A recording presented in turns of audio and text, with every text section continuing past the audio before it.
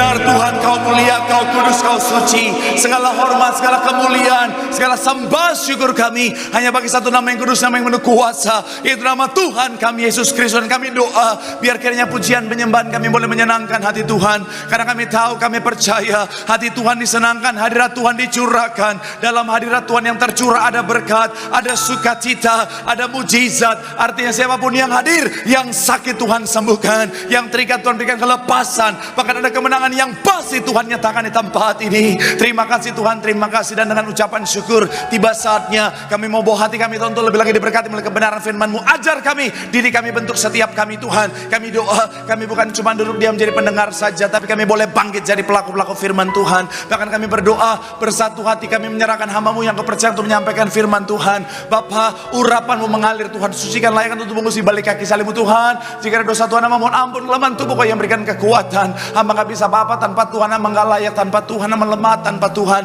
Tapi oleh karena Tuhan hadir, Tuhan mengurapi, Tuhan menyucikan, melayakkan, Tuhan memampukan, Tuhan mengubahkan yang biasa jadi luar biasa, yang lemah jadi kuat, yang tidak layak jadi layak untuk jadi berkat. Semua yang hadir, semua pasti diberkati Tuhan. Berbicaralah Tuhan, berfirman bagi kami, karena kami siap untuk mendengarkannya dalam nama Tuhan Yesus yang siap diberkati. Dengan sukacita, dengan iman, sama-sama kita katakan amin. Tepuk tangan yang paling meriah buat Tuhan. Silakan duduk saudara.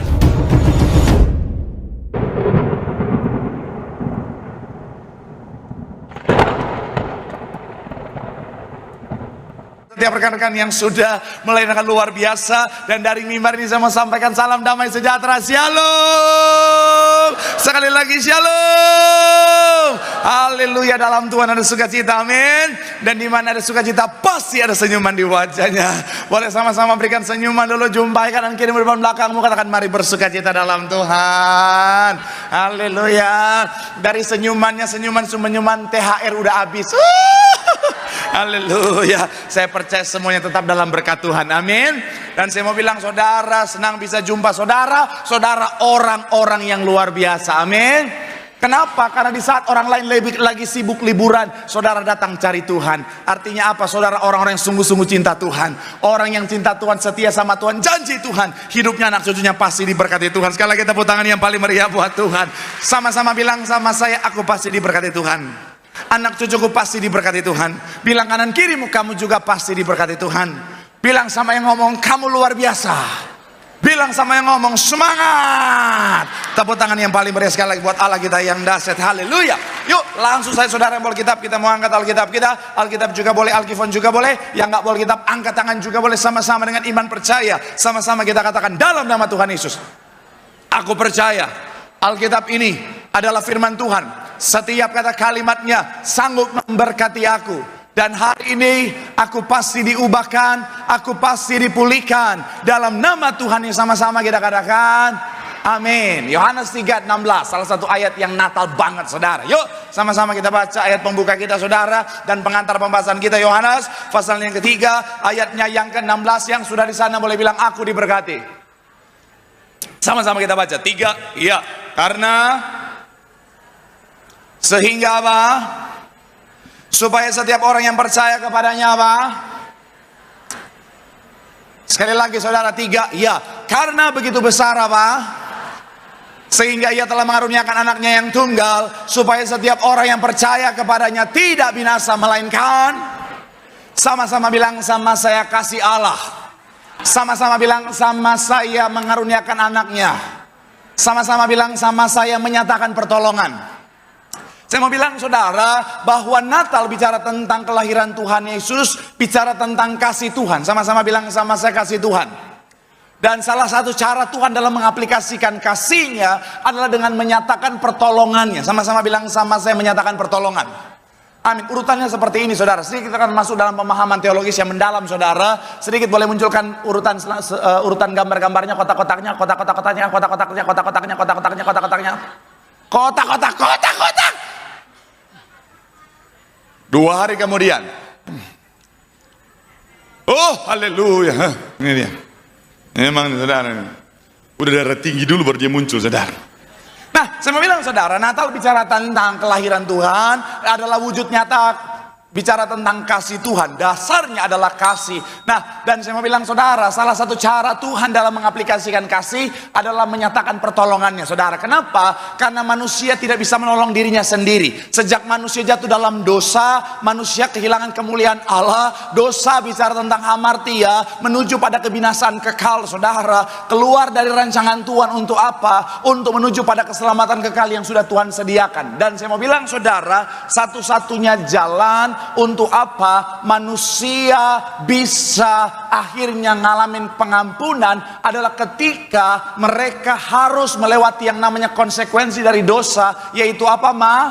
Maut. Upah dosa adalah maut. Jadi harus ngalamin maut. Tetapi oleh karena kasih Tuhan yang besar, Tuhan menyatakan pertolongannya, saudara. Artinya begini saudara, kenapa manusia nggak bisa akhirnya menolong dirinya sendiri? Karena untuk menebus manusia haruslah manusia. Tetapi bukan manusia yang biasa, manusia yang tak bercacat celah, manusia yang tak berdosa. Sedangkan sejak Adam dan Hawa jatuh dalam dosa, baik dari Adam dan Hawa sampai pada keturunannya, semuanya sudah berdosa. Keturunan Adam dan Hawa membawa yang namanya dosa asal atau dosa keturunan, saudara. Sehingga apa? Tidak ada manusia yang tidak berdosa. Makanya karena manusia tidak bisa menolong dirinya sendiri, Allah lah yang harus menjadi manusia 100% Allah, 100% manusia yang tidak berdosa. Untuk apa? Untuk menjadi korban tebusan, saudara. Makanya kalau ada orang di luar sana tanya, terus Tuhan Yesus itu Tuhan atau manusia? Dia 100% Tuhan, dia 100% Allah. Kenapa dia 100% manusia? Kenapa harus 100% manusia? Karena harus menggantikan posisi manusia untuk apa? Jadi korban tebusan, saudara. Makanya Yohanes 1 bilang apa, saudara? Pada mulanya adalah firman. Firman itu bersama-sama dengan Allah, dan firman itu adalah apa? Allah itu sendiri, saudara. Jadi bicara tentang manusia, oleh karena Allah, boleh munculkan lagi gambarnya, oleh karena Allah mengasihi manusia yang tidak bisa menolong dirinya sendiri, manusia akhirnya apa, saudara? Digantikan oleh Allah melalui kelahirannya dan akhirnya mati di atas kayu salib, sehingga membawa keselamatan buat saudara dan saya. Yang setuju boleh berikan tepuk tangan yang paling meriah dulu buat Tuhan. Nah, spesifik hari ini saudara, saya akan bahas tentang pertolongan Tuhan. Sama-sama bilang sama saya, pertolongan Tuhan. Sama-sama bilang sama saya, pertolongan Tuhan. Pertanyaan saya, pernah nggak saudara menerima pertolongan ternyata jebakan? Hah? Pernah? Contohnya? Ada deh. Gak usah jawab kalau begitu. Oh, pinjol. Oh iya. Ini sama dengan jawaban jemaat sebelumnya. Iya, pinjol Pak Pendeta. Mohon maaf buat yang kerja di pinjol. Tapi saya baru baca tadi, saudara, nilai pinjol sampai 2024 sudah 66 triliun, saudara. Dan paling banyak Gen Z, anak-anak ABG yang terlibat pinjol. Saya mau bilang sekali lagi, saudara, pernah nggak sekali lagi saudara menerima pertolongan ternyata jebakan? Pernah? Saudara pernah lihat video ini? Coba kalau saudara suka main Instagram, TikTok, Facebook, atau suka baca berita, ada video ini saudara, berita modus operandi penjahat zaman sekarang. Silakan, boleh munculkan tim saya.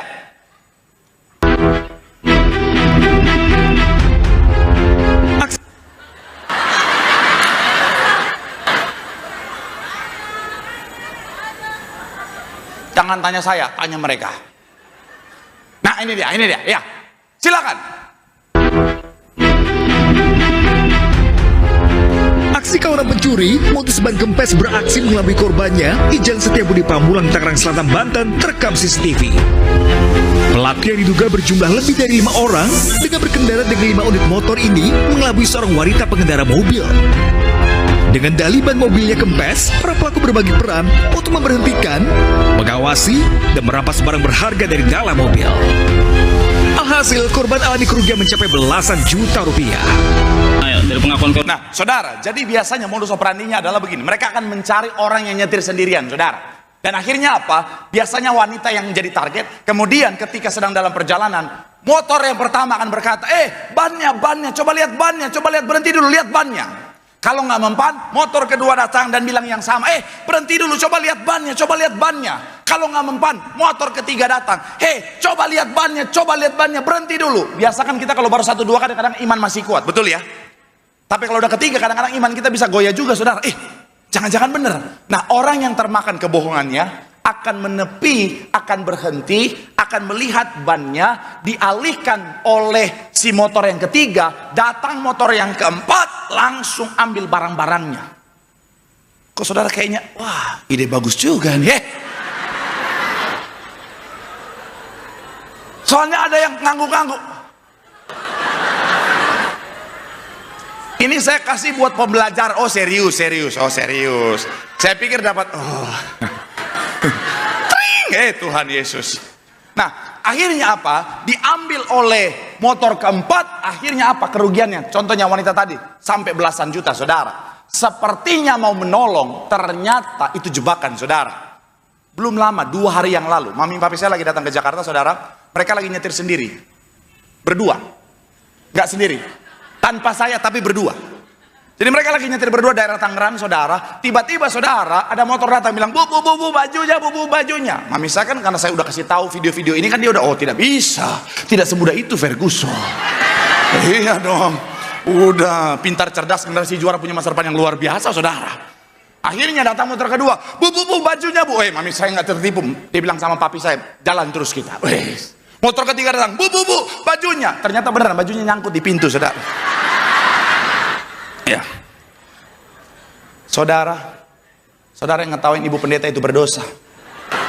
Terutama hari adalah hari ibu. Saya mau bilang selamat hari ibu buat para ibu-ibu yang ada di tempat ini.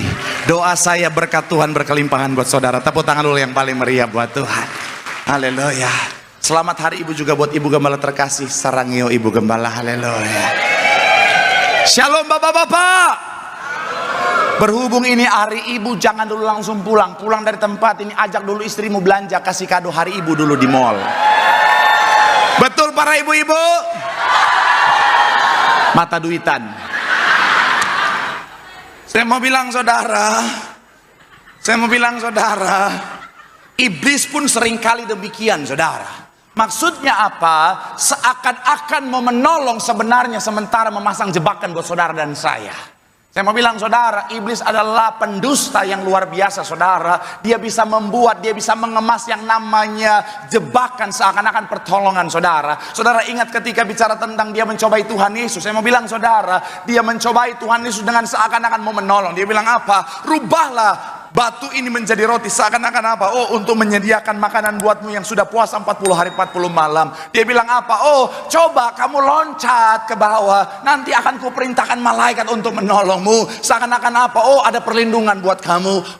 Kemudian apa? Kalau kamu menyembahku, semua ini akan kuberikan kepadamu. Seakan-akan mau menolongmu, kasih kekuasaan. Saya mau bilang saudara, iblis bisa mengemas perangkap seakan-akan seperti pertolongan. Saudara tahu kasus Agus kemarin?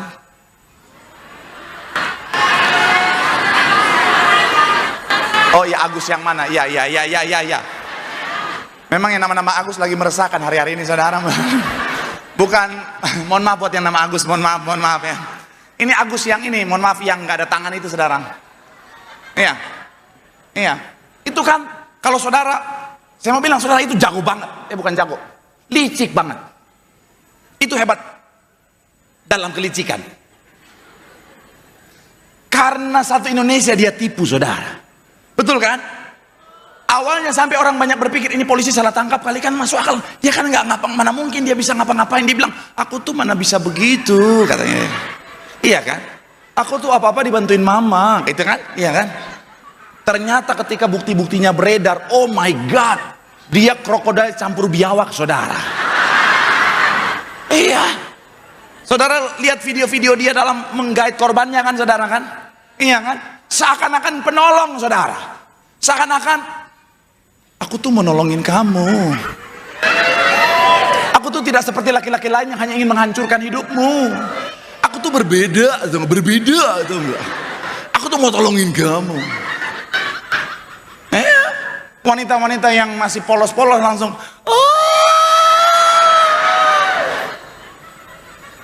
Saya mau bilang saudara, hati-hati.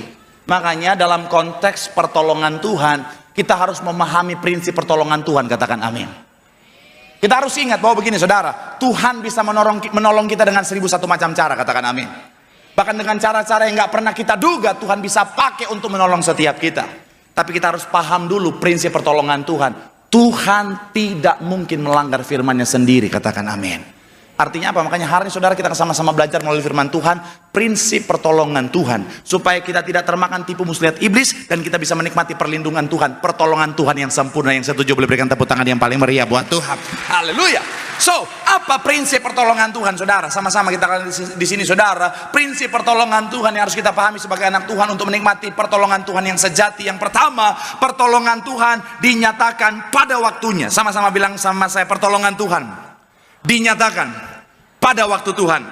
Coba kita buka Yohanes 2, 3-5 saudara. Saya akan korelasikan khotbah saya ini saudara dengan kisah di mana pertama kali Tuhan Yesus lakukan mujizat di Kana. Coba kita buka Yohanes pasal yang kedua, ayat yang ke-3-5. Yang sudah di sana boleh bilang aku diberkati.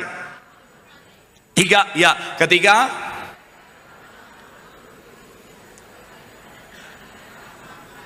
Sama-sama bilang sama saya, anggur sudah habis.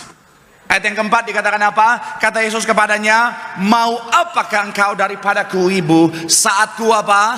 Belum tiba. Saya mau bilang saudara, pertolongan Tuhan ada waktunya Tuhan, katakan amin. Ayat yang kelima, tetapi ibu Yesus berkata kepada pelayan-pelayan, apa yang dikatakan kepadamu apa?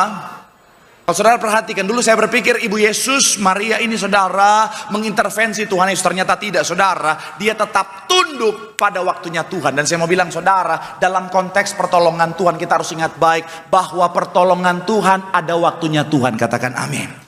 Kalau kita paham prinsip ini saudara, kita nggak akan maksa sama Tuhan, kita nggak akan pakai timingnya kita saudara. Ada banyak orang Kristen ketika dia berdoa, dia mau Tuhan ikutin waktunya dia, bukan waktunya Tuhan. Saya mau bilang saudara, siapa yang Tuhan? Kita atau Tuhan? Ada banyak orang maunya doanya harus langsung dijawab saat itu juga. Tuhan pokoknya sekarang. Saya pernah cerita dan Cim-Cim berdoa kan, Tuhan tolong sekarang, tolong cucu gua sekarang. Bayangin, dosanya dua, perintah Tuhan, yang kedua panggil Tuhan dengan sebutan elu. Saya aja pendeta nggak pernah panggil Tuhan itu elu. Saya mau bilang saudara, iya kan? Saya pernah cerita di tempat ini, adalah jomblo-jomblo kalau minta jodoh, Tuhan sekarang, semua Natal ini Tuhan, sekarang. Pokoknya begitu aku buka mata, itu jodohku. Pas dia buka mata, opung-opung. Halo, ada juga cita. Saya mau bilang saudara, kalau kita paham prinsip waktu Tuhan yang terbaik, pertolongan Tuhan ada waktunya, dan waktu Tuhan yang terbaik, kita nggak akan pernah maksa sama Tuhan, amin. Karena gini saudara, sekalipun seringkali kita pikir itu waktu yang terbaik, sebenarnya seringkali bukanlah waktu yang terbaik, tetapi ada waktu Tuhan yang lebih baik, katakan amin. Karena sesuatu yang baik sekalipun, kalau dikasih di waktu yang tidak tepat, dampaknya bisa nggak baik. Saya pernah kasih analogi di tempat ini, kita mau kasih sesuatu yang baik buat anak kita, misalnya sebuah mobil untuk dia, mempermudah dia bolak-balik ke sekolah, tapi kita kasih nyetir sendiri saat dia kelas 2 SD, bom-bom kar itu saudara. Iya kan? Makanya sekali lagi saya mau bilang saudara, kalau kita paham prinsip pertolongan Tuhan, kita akan paham bahwa apa? Tuhan pasti menolong di waktu yang terbaik, katakan amin. Kita nggak akan maksa waktunya Tuhan, dan kita nggak akan tertipu dengan tawaran-tawaran iblis yang instan saudara. Iblis bisa tolong saudara dengan cara yang instan, bisa nggak? Bisa. Iblis bisa tawarkan pertolongan dengan cara yang cepat. Anda hidup susah, pengen kaya raya, ikut kayak kami, Gunung Kawi. Gunung Kawi seger. Saya kemarin saudara bersama pendeta Elfris, bersama dengan rekan-rekan tim pelayanan pendeta yang lain saudara, dalam kolam baptisan. Ada satu ibu yang di kolam baptisan, dia bilang dia punya banyak saudara, artinya dia kakak beradiknya ada banyak saudara, tapi kesaksian dia bilang begini, semua anggota kakak adiknya itu semuanya hidupnya hancur. Ada yang jiwanya hancur, kejiwaannya hancur. Ada yang kehidupannya hancur. Ada yang bisnisnya selalu hancur. Bahkan dia juga bersama dengan adik-adiknya juga hancur semuanya. Padahal papa mamanya dulu kaya raya luar biasa. Dulu suksesnya luar biasa. Terus dia bilang apa? Karena dulu papa mamanya mencapai kekayaan kesuksesan dengan cara bertapa di Gunung Kawi, katanya saudara. Dan bahkan seringkali papa mama pulang dari Gunung Kawi bawa minuman yang dikasih minum ke seluruh anaknya, saudara. Instan jadi kaya, instan sukses, tapi membawa kehancuran. Saya mau bilang saudara, iblis itu kasihnya sedikit, mintanya banyak, saudara. Jangan tergoda. Kalau kita tahu pertolongan Tuhan pasti dinyatakan waktunya Tuhan, kita nggak akan tergoda dengan cara-caranya instan, cara-cara yang instan. Kenapa? Karena kita tahu waktu Tuhan pasti yang terbaik. Tepuk tangan yang paling meriah buat Tuhan. Pak Pendeta, tapi sepertinya Pak Pendeta sudah terlambat, Pak Pendeta. Kayaknya Pak Pendeta udah nggak akan kekejar lagi deh, Pak Pendeta. Kayaknya Pak Pendeta sudah berlalu deh, Pak Pendeta. Saya mau bilang saudara, bagi Tuhan nggak ada kata terlambat, amin. Sekalipun dari kacamata kita sebagai manusia sudah terlambat, ingat baik, ada waktu Tuhan, ada waktu kita, saudara. Waktu kita mungkin secara waktu kita kronos sudah terlambat, tapi waktu Tuhan kairos nggak ada kata terlambat, selalu waktu yang terbaik. Tepuk tangan yang paling meriah buat Tuhan. Bilang sama kanan kirimu, ada waktu yang terbaik. Tuhan pasti nyatakan pertolongannya. Tepuk tangan yang paling meriah buat Tuhan. Haleluya. Yang kedua, apa prinsip pertolongan Tuhan? Pertolongan Tuhan tidak dibatasi oleh keadaan kita. Sama-sama bilang sama saya, pertolongan Tuhan tidak dibatasi oleh keadaan kita. Coba kita lihat ayat 3 saudara, dalam Yohanes 2 tadi saudara. Ayat 3 lagi kita baca sama-sama. Yang sudah di sana ayat 3 boleh bilang, aku diberkati. 3, ya. Ketika Ibu Yesus berkata kepada mereka apa? Sama-sama bilang sama saya, anggur habis. Sama-sama bilang sama saya, tidak ada lagi anggur. Ayat 9 dikatakan apa saudara? 9 dan 10. 3, ya. Telah menjadi anggur itu, dan ia tidak tahu dari mana datangnya, tetapi pelayan-pelayan yang mencedok air itu mengetahuinya. Ia memanggil mempelai laki-laki. Ayat yang ke-10. 3, ya. Dan setiap orang yang menghidangkan anggur yang baik dahulu, dan sesudah orang puas minum barulah apa? Akan tetapi engkau menyimpan anggur yang baik sampai, saya mau bilang saudara, anggurnya sudah tidak ada. Dan saudara perhatikan saudara, secara keadaan anggurnya sudah tidak ada. Tetapi kalau bicara tentang pertolongan Tuhan, Tuhan bisa buat sesuatu yang tidak ada menjadi ada. Katakan amin. Karena pertolongan Tuhan tidak ditentukan oleh keadaan kita. Ada banyak orang kenapa imannya goyah, karena dia melihat pertolongan Tuhan dengan menjadikan keadaannya sebagai tolak ukurnya, saudara. Bagaimana Tuhan bisa tolong aku untuk bisa lepas dari utang-utang ini, sedangkan keadaanku, penghasilanku jauh lebih kecil daripada cicilan bulanan hutangnya. Bagaimana aku bisa sembuh dari penyakit ini? Tuhan bisa tolong aku dari penyakit ini, sedangkan keadaanku sudah sangat lemah. Bagaimana rumah tanggaku bisa pulih? Tuhan bisa tolong aku dari masalah rumah tanggaku yang sudah di ujung tanduk ini, sedangkan keadaan rumah tanggaku sudah mustahil untuk bisa pulih. Bagaimana aku bisa bangkit dari keterpurukan bisnis ini? Tuhan bisa tolong aku dari keterpurukan ini, sedangkan keadaan bisnisku sudah dalam keadaan yang pahit. Saya mau bilang saudara, keadaan kita tidak akan mempengaruhi kuasa Tuhan. Kenapa? Karena Tuhan sanggup lakukan perkara-perkara yang ajaib. Katakan amin. Bagi Tuhan gak ada perkara yang mustahil. Seperti apapun keadaan kita, Dia tetap Tuhan yang sanggup menolong. Yang setuju boleh berikan tepuk tangan yang paling meriah buat Tuhan. Haleluya. Ingat Lazarus. Ingat Lazarus sudah ngapain? Sudah apa? Sudah meninggoy. Iya, harus pakai kata-kata yang aman buat TikTok. Karena ada banyak jemaat Tuhan, kalau saya khotbah mereka live di TikTok. Dan kalau pakai kata-kata yang mohon maaf, yang itu suka kena ban. Saya kemarin dikomplain sama jemaat CP, bapak-bapak. Dia capture, dia kirim saya, Pak Pendeta, gara-gara khotbah Pak Pendeta sebut kata, padahal di Alkitab ada, saya di ban. Ini salah Bapak, darah Yesus. Gua lagi yang salah. Mau nggak mau ya udahlah. Lazarus sudah meninggoy. lagi live nih, lagi live nih. Oh ya, ibu enggak, yang lain. Jangan lupa royalti bagi 5 ke sebelahmu. Saya mau bilang ya, secara keadaan nggak mungkin lagi Lazarus bisa hidup lagi, betul ya? Jangankan sembuh, untuk bisa berjalan lagi mustahil. Tapi itulah Tuhan kita, saudara. Tuhan cuma berkata apa? Lazarus, keluar. Puji Tuhan, lengkap. Lazarus keluar. Coba kalau keluar, itu keluar semua tuh, loncat-loncat.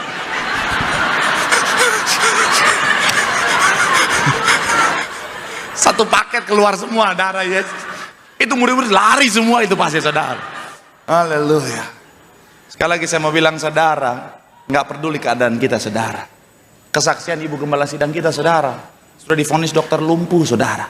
Tapi ketika dia datang di sebuah gereja ngalamin hadirat Tuhan, mujizat Tuhan dinyatakan, ngalamin kesembuhan. Tepuk tangan yang paling meriah buat Tuhan. Ada banyak bayi-bayi dalam kandungan sudah tidak ada lagi, saudara, artinya sudah tidak bernyawa lagi. Tetapi dengan kuasa perjamuan kudus, minyak urapan, semuanya dibangkitkan, saudara. Saya mau bilang sekali lagi, saudara, dalam konteks pertolongan Tuhan, Tuhan sanggup lakukan perkara yang ajaib. Jangan batasi Tuhan, tugas kita percaya Dia sanggup kasih mujizat. Tepuk tangan sekali lagi yang paling meriah buat Tuhan. Bilang sama kanan kirimu, Tuhan sanggup menolong. Bilang sama yang ngomong, percaya sama Tuhan. Tepuk tangan yang paling meriah buat Tuhan. Haleluya. Yang ketiga, saudari, mesti boleh siap-siap. Apa prinsip pertolongan Tuhan? Yang ketiga adalah pertolongan Tuhan membawa kemuliaan Tuhan. Sama-sama bilang sama saya, pertolongan Tuhan membawa kemuliaan Tuhan. Sama-sama kita buka, saudara, ayatnya yang ke-11 dalam Yohanes 2 ayat 11. Sama-sama 3. Ya, hal itu yang pertama dari apa? Perhatikan kalimat selanjutnya. Dengan itu ia telah apa? Menyatakan kemuliaan siapa? Sama-sama bilang sama saya, kemuliaan Tuhan. Dan murid-muridnya apa?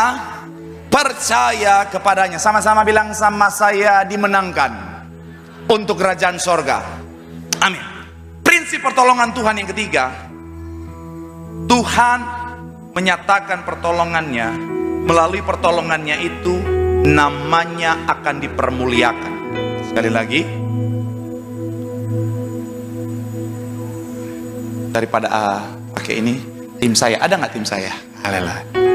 Mereka udah lama nggak maju. Ayo. 1, 2, 4, butuh 4. Sebelah sini aja, ya. Boleh, bapak kita boleh maju berdua, haleluya. Ayo. Nah, boleh berdua, Ayo. Ya, berdua, pas berdua, haleluya. Ya, loncat dari sini, loncat. Enggak bisa, tinggi banget.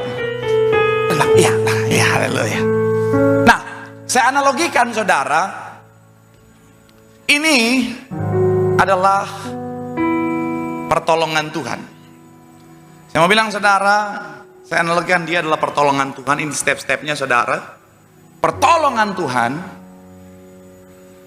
Tuhan nyatakan dengan tujuan untuk apa, saudara?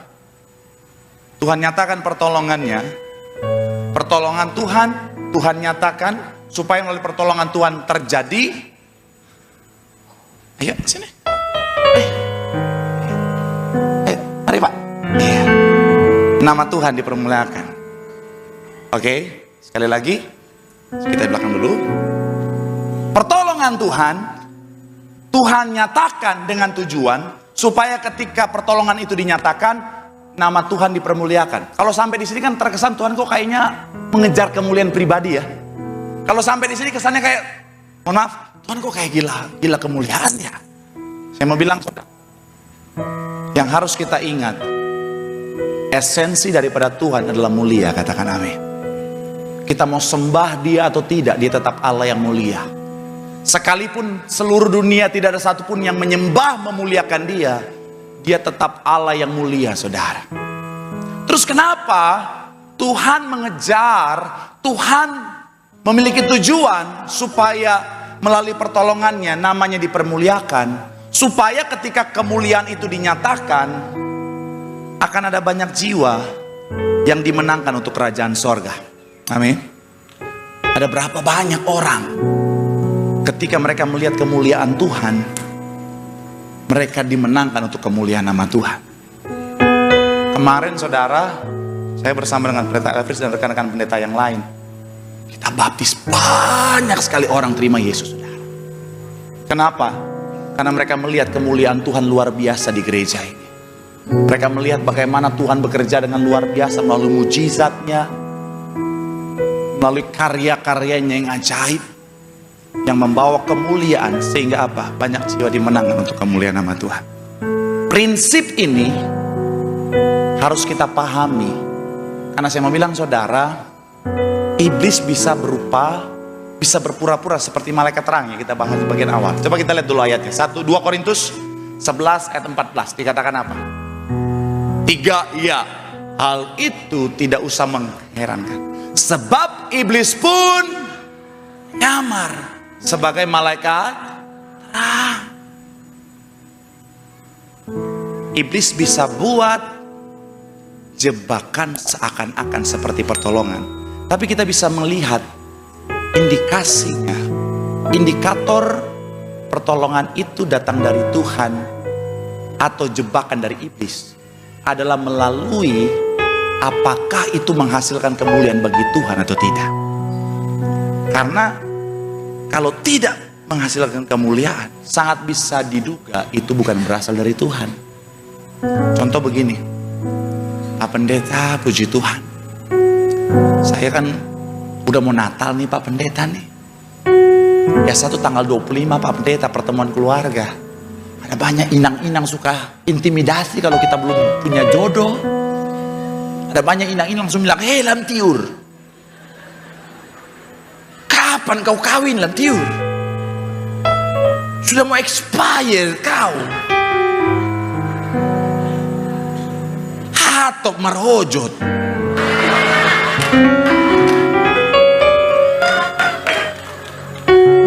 Marcel Simangunsong.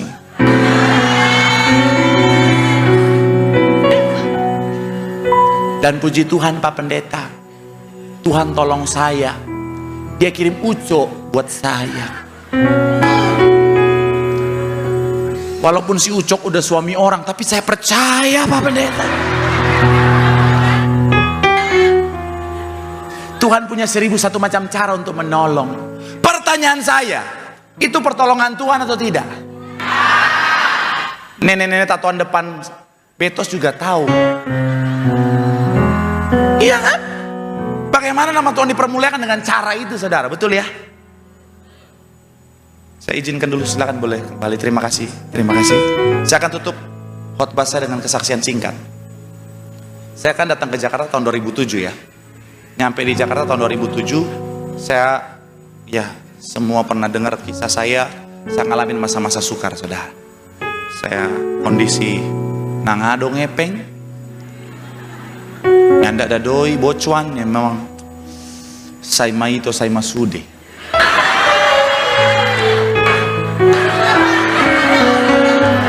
Enggak, saya nggak mau ajak nyanyi. Trauma saya. Pas ajak nyanyi semuanya satu gereja nyanyi. Nah, akhirnya nggak usah tanya artinya, saya nggak tahu. Jadi saya ngalamin masa susah tuh, masa sukar, bertahan hidup cuma minum air keran, saudara. Dan satu ketika di momen itu, saudara, saya lagi jalan sama teman kosan saya, sama-sama susah, sama-sama kismin, iya, sama-sama kelaparan, sama-sama kosong, iya, BCA kosong, Mandiri kosong, BRI kosong semua, saudara. Iya. Akhirnya kita lagi jalan berdua nih, akan ke warung nasi di seberang kos-kosan kita. Kita lagi naik jembatan penyeberangan, saudara. Di atas jembatan penyeberangan ada anak muda SMP kelas 2, kelas 3. Kali saudara datang sama saya bilang, "Bang, saya disuruh sama tante itu. Katanya tante itu suka sama abang."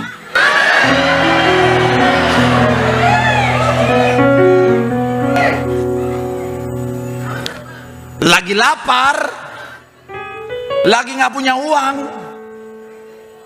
Kalau nggak paham konsep pertolongan Tuhan mungkin. Haleluya. Kau Tuhan yang maha tahu keperluan.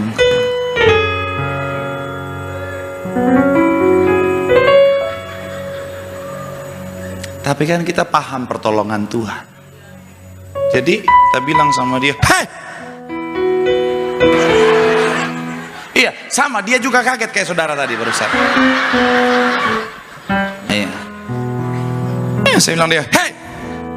Enak saja. Kamu pikir saya laki-laki murahan?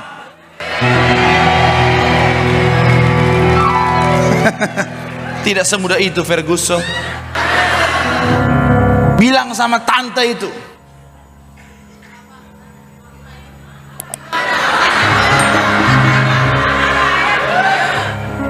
Bilang sama dia. Berapa? Enggak lah.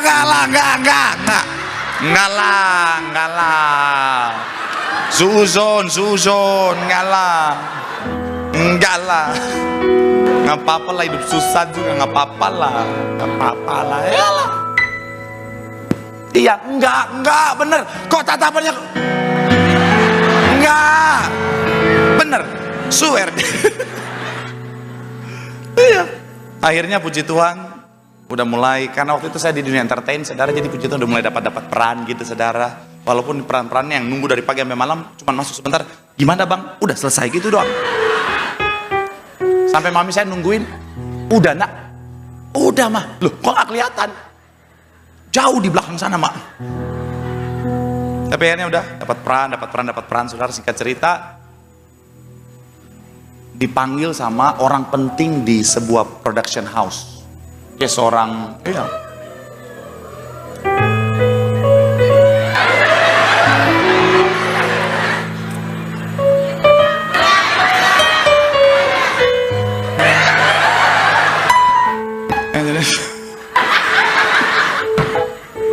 mama saya nonton loh. Nah, jadi dipanggil sama sebuah orang penting. Dia seorang bapak-bapak muda, saudara, punya posisi yang sangat tinggi di PH itu, saudara. Dia panggil saya, diajak makan, saudara, sambil dia bawa 3 tumpukan kertas, saudara, yang ternyata adalah skrip sinetron. Dia bilang begini, saya lihat acting kamu bagus, saya lihat kamu berpakat. Saya mau nawarin kamu 3 judul sinetron, kamu jadi pemeran utamanya.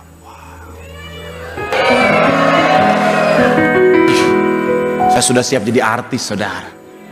Iya. Dia bilang, ini saya akan kasih buat kamu, asalkan kamu mau jadi pacar saya.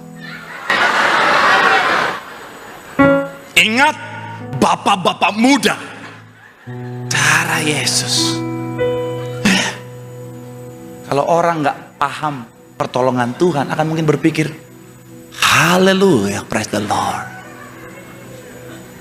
Tapi kan saya paham pertolongan Tuhan. Saya bilang sama dia, kan saya udah Tiberias garis keras zaman dulu, waktu itu masih jemaat memang, tapi udah generasi minyak anggur banget. Kalau di belah dada saya ada tulisan Tiberias.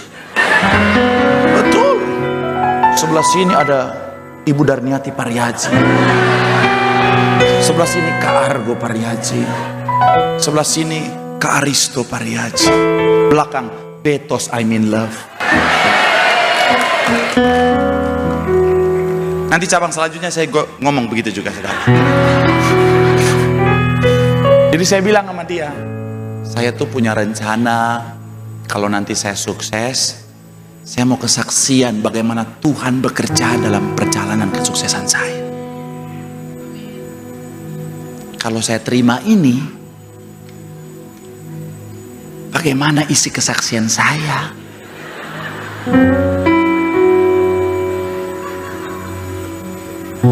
Langsung, saudara, muka merah langsung. Dia blok semuanya langsung. Saya nggak ada dapat peran lagi, nggak hilang.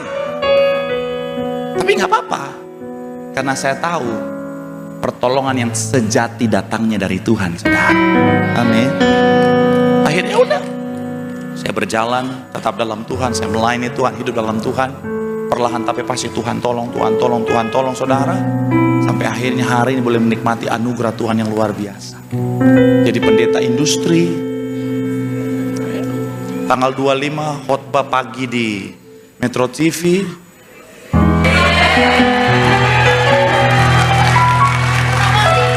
Ya. Siang di Trans TV. Nanti saudara pulang gereja tonton ya. Nanti saya dari sana saya mau bilang, Shalom Betos.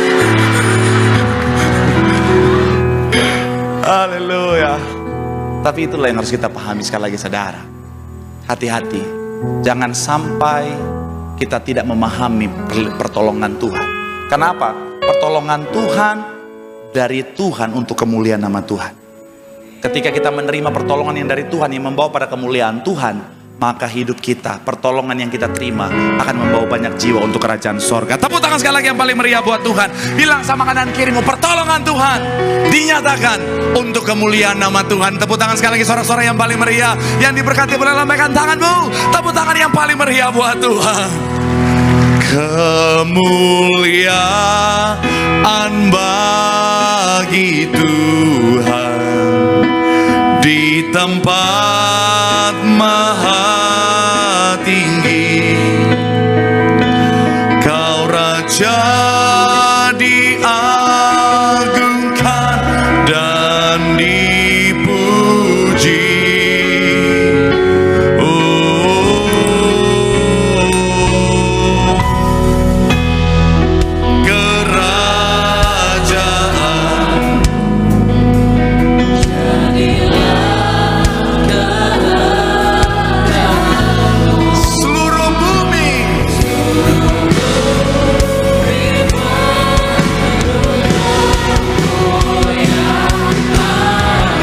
Sama-sama boleh berikan tepuk tangan sorak-sorai sambil kita boleh bangkit berdiri. Yang bagi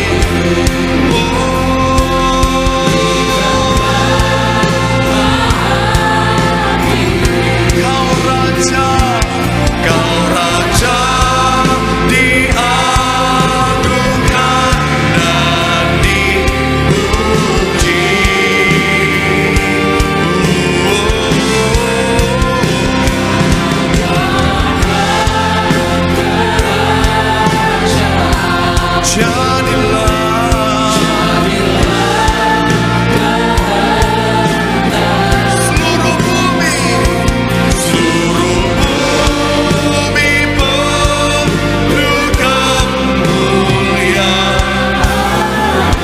Mari doa di hadapan Tuhan. Firman Tuhan mengatakan setiap kita bahwa pertolongan Tuhan dinyatakan bagi setiap kita. Tapi pahami prinsip pertolongan Tuhan, karena iblis pun bisa seakan-akan menolong, sebenarnya membawa kita pada perangkap. Pertolongan Tuhan selalu Tuhan nyatakan di waktu yang terbaik. Yang kedua, pertolongan Tuhan tidak ditentukan oleh keadaan kita. Seperti apapun keadaan kita, Dia Tuhan yang sanggup menolong setiap kita. Karena bagi Tuhan tidak ada perkara yang mustahil. Dan yang terakhir, pertolongan Tuhan bertujuan untuk kemuliaan nama Tuhan. Sehingga bagi setiap kita yang menerima pertolongan Tuhan, Tuhan bisa pakai hidup kita untuk membawa banyak jiwa bagi kerajaan sorga. Mari doa di hadapan Tuhan. Apapun keadaanmu hari ini, angkat tanganmu di hadapan Tuhan. Tuhan sanggup menolongmu. Bagi Tuhan tak ada yang mustahil. Bagi Tuhan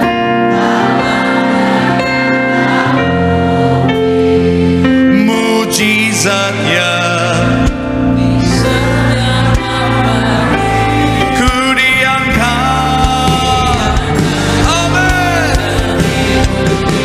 sama-sama semua yang akan menerima pertolongan Tuhan boleh berikan tepuk tangan sorak-sorai.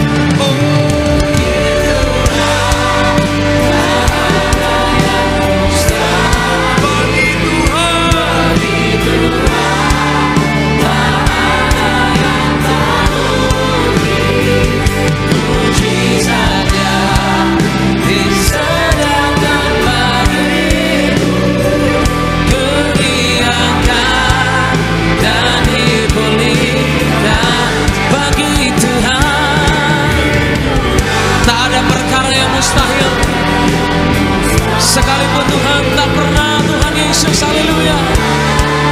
memuliakan saudara malam hari ini.